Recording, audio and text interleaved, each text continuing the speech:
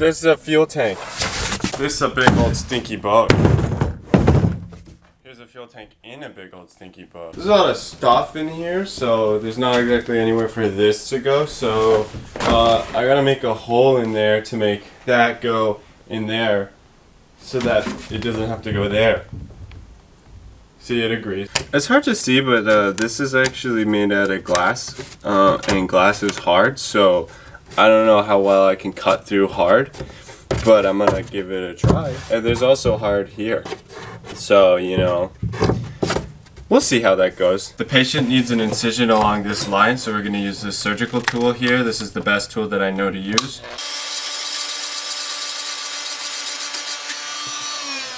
Alright, yeah, I think we're done now. Yeah, so actually it still doesn't go into the wall, so I still can't get it to go in there, so I might have to cut more. That's really embarrassing. I really thought it was gonna go in now, but yeah, I guess not. Oh wow, that was easy. Now there's a hole. Oh my gosh. And things can go in the hole. Like fuel tanks, look, it goes in the hole. Goodbye.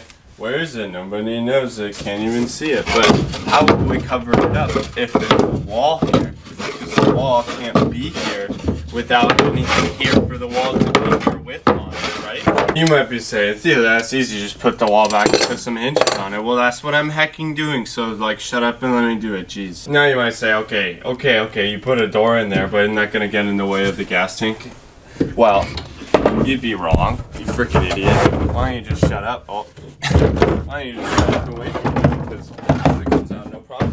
Where's the gas tank? Not in there. Oh, where's the gas tank now? There. Oh. In there. Done. That's right. And that's how you install a gas tank. Thanks for watching.